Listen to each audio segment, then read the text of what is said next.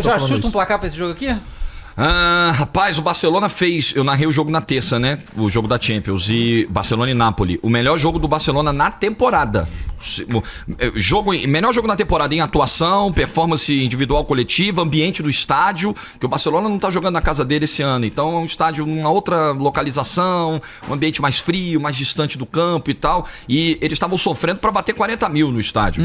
Nós tivemos 50 mil pessoas terça-feira, assim. Eu acho que foi um jogo de uma virada de chave. Mas o Atlético tá num momento goleador como nunca esteve com o Simeone, né? Eu acho que tem tudo para ser jogo para muitos gols, assim, um empate de 2-2, 3-3, algo do tipo, assim. Vou arriscar placar não, de vitória não. Chuta aí, empatezinho. Chuta um placar. Cara, ó, vou falar pra você, agora que o nosso querido Jorge Igor falou, eu vou ir de... Pô, muitos gols, eu vou com ele, hein? 3-2 pro Atlético. 3-2 pro Atlético? Eu acho que vai ser um 1-1 feio demais. 1-1 feio? Eu acho que vai ser um 1-1 cara feio demais. pessimista, velho. É. Pô, eu que sou corintiano e tô acostumado com isso, mandei um placar elástico. Cara, e como é que tá hoje? É que assim, você é de Santos, né, originalmente. Não, na verdade eu sou do Rio de Janeiro. Você é do Rio de Janeiro? É isso que eu ia sou do Rio de perguntar, Janeiro. mas qual é a sua relação com o Santos? Então, cara, eu sou do Rio de Janeiro e sou um cara que sempre gostou muito de narração de rádio, né? Futebol pelo rádio. Antes de gostar de futebol, eu gosto de transmissão de futebol. Então, quando eu era moleque, antes de me preocupar com o jogo, eu me preocupava com a transmissão do jogo.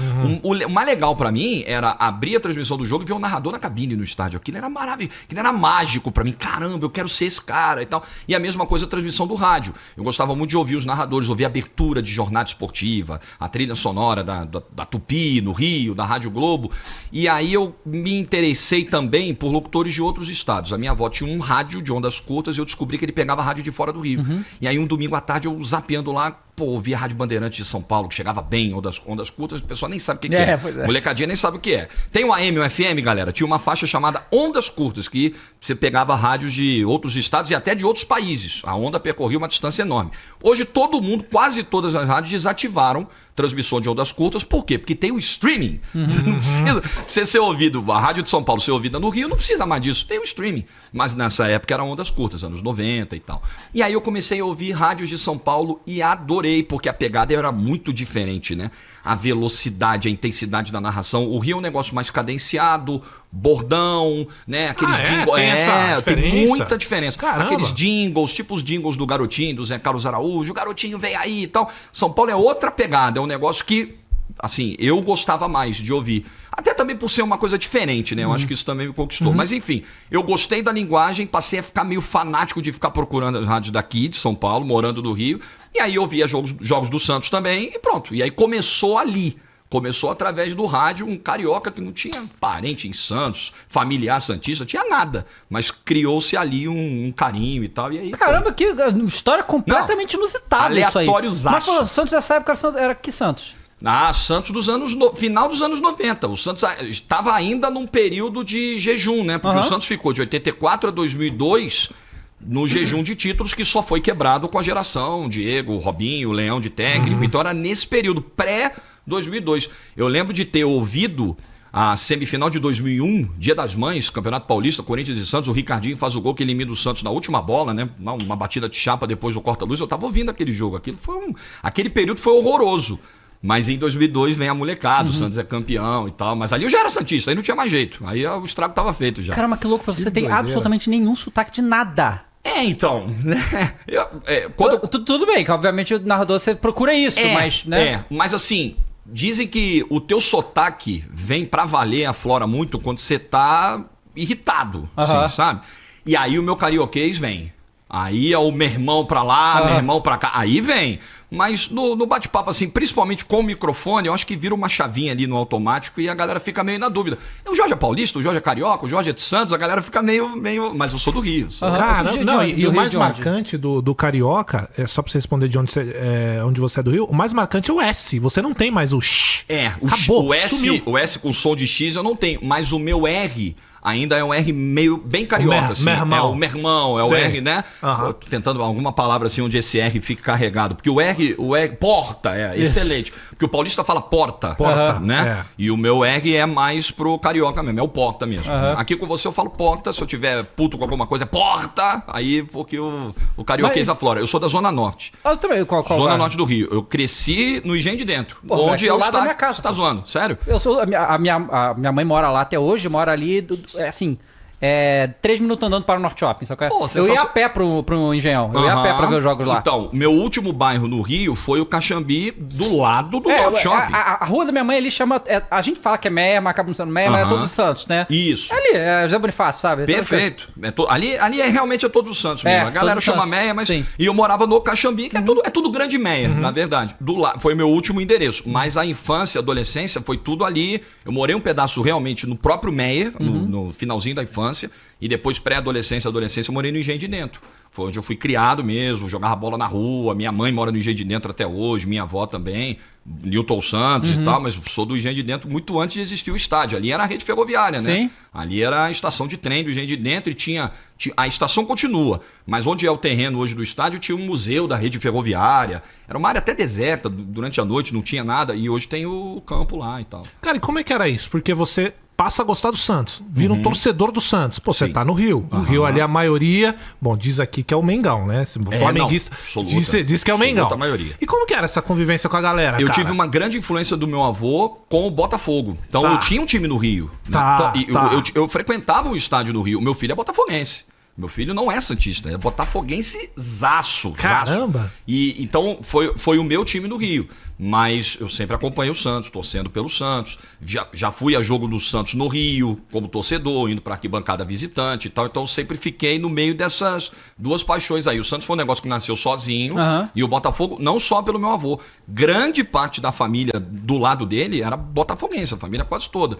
Na família da minha esposa, metade Flamengo, metade Botafogo. É quase isso. O Flamengo ganha por um pouquinho. Então, sempre no meu círculo ali, teve muito flamenguista também, mas teve muito botafoguense. E por causa do meu avô, o Botafogo também criou um espaço legal aqui. Caramba, que doideira, né, cara? Porque essa conexão não tem coisa mais natural do que isso. Porque não teve ninguém pra te apresentar o Santos de fato, torça. Porque geralmente é isso, é de pai pra filho.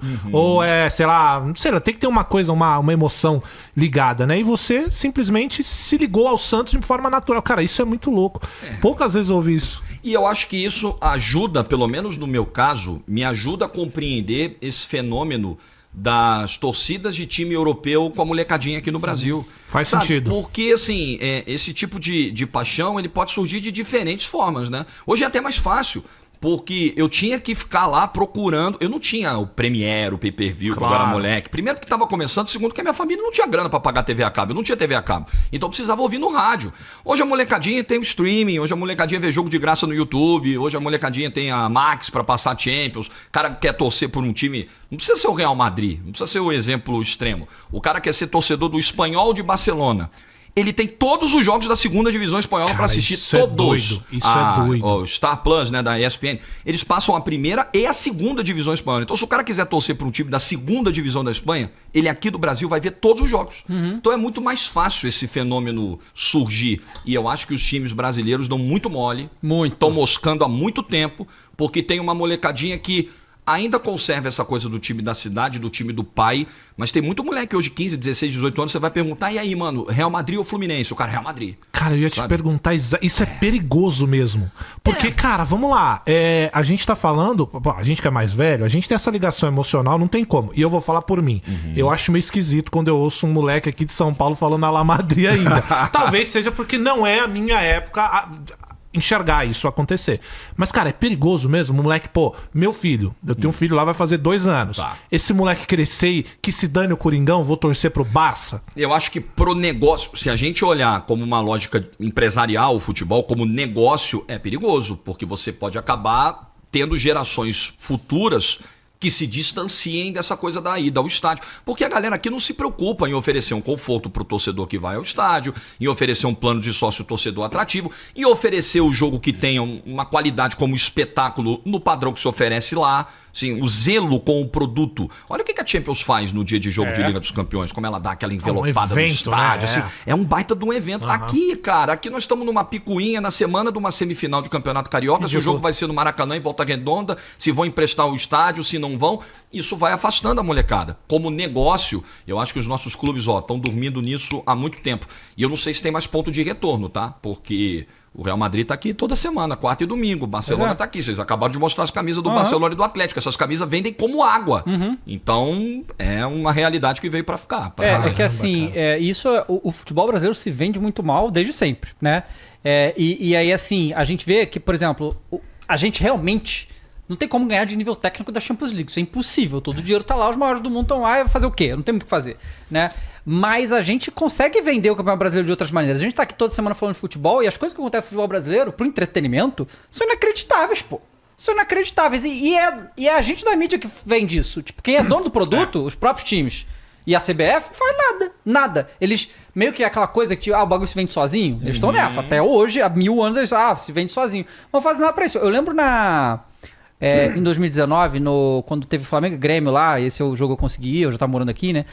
E, cara, aquilo ali que aconteceu lá não é uma coisa. Devia acontecer pra mim todo jogo grande que a gente tem nesse país. Devia acontecer que, tipo, o Rio de Janeiro inteiro ficou vermelho e preto. Eu fui no metrô. Foi o jogo do 5x0, né? Foi 5x0.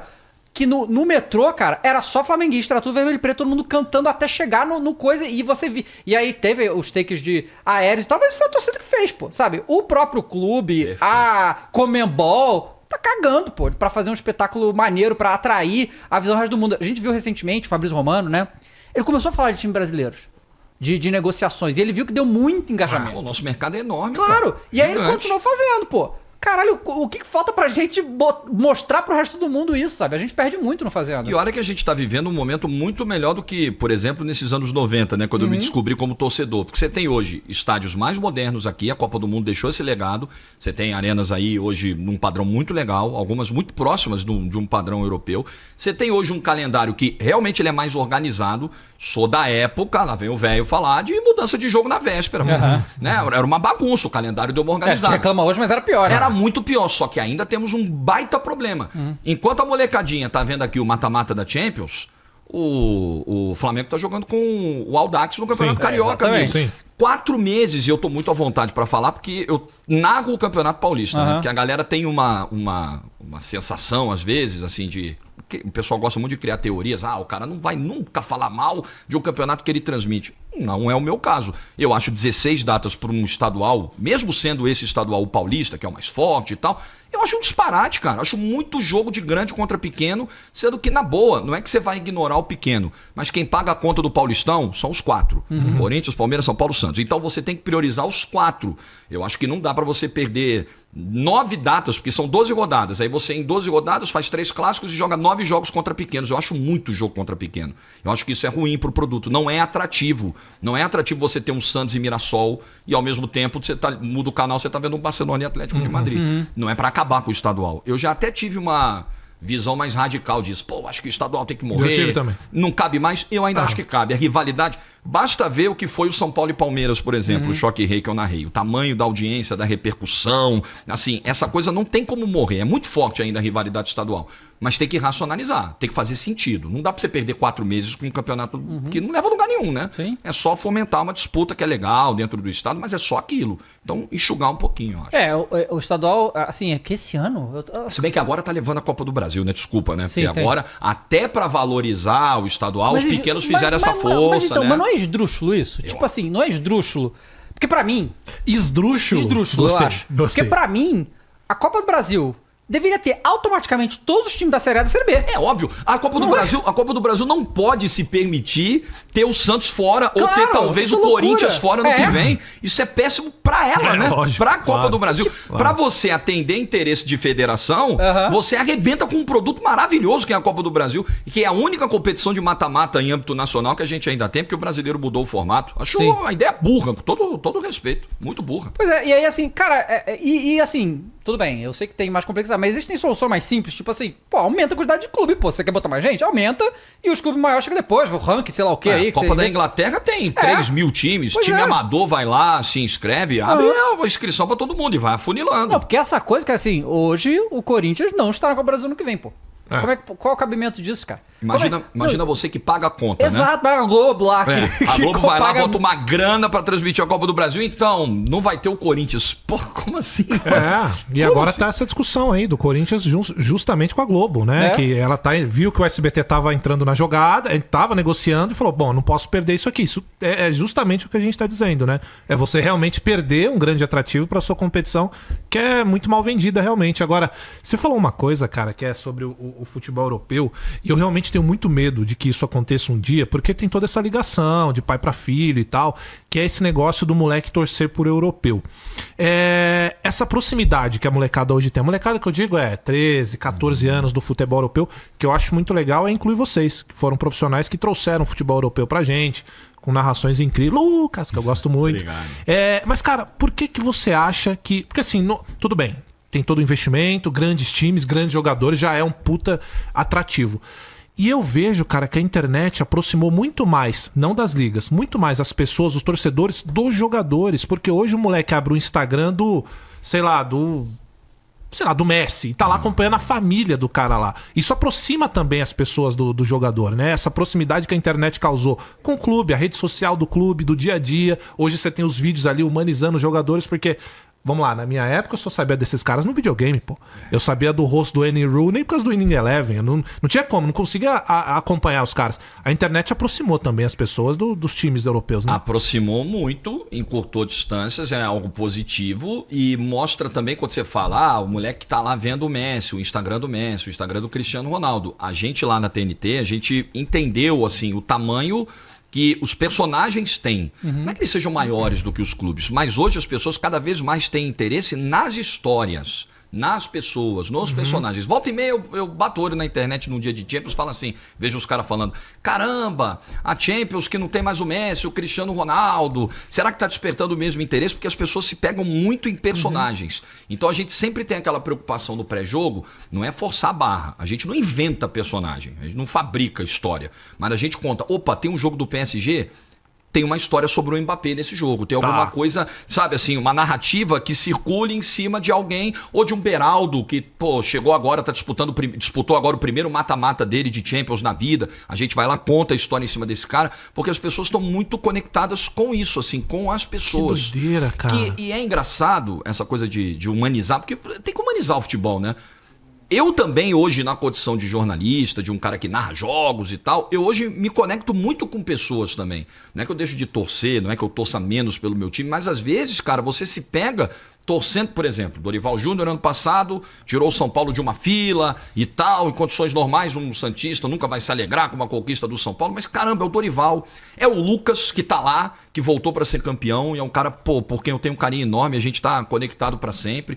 Aí você olha para um lado de admirador do futebol, legal ver o São Paulo voltar a ser campeão, voltar a ser protagonista, não ficar como um time secundário. Então você vai, né, nem todo torcedor tem essa visão, esse sentimento, mas você vai também nesse lado de cá se conectando com as pessoas. Futebol é feito por pessoas, gente. Que a gente não perca isso do horizonte. A gente ama as marcas, ama as camisas e tal, mas cada vez mais o público está interessado nos personagens. Isso é doido. E você falou uma coisa que é muito legal, que é a construção que você faz. Então, vamos lá, o Cristiano Ronaldo tem um negócio extra-campo. Você pega aquilo, claro, desde que não seja difamar o jogador, mas você pega aquela situação e traz ali pro espetáculo futebol, para o que você vai narrar. É isso, você pega a situação e traz pro jogo em si. Todo jogo tem uma história que está sendo contada no campo, mas por trás dessa história você tem várias outras pequenas histórias que vão construindo aquela narrativa, né? Que vão dando valor àquele jogo. Então você vai entendendo muitas vezes movimentos em campo, uma comemoração em campo. Às vezes você não entende por que o cara... Será que é só o gol que tá ali você vai lá Aí você vai lá e pesquisa legal a história. Isso, então cara. Você precisa ter um trabalho de estudo prévio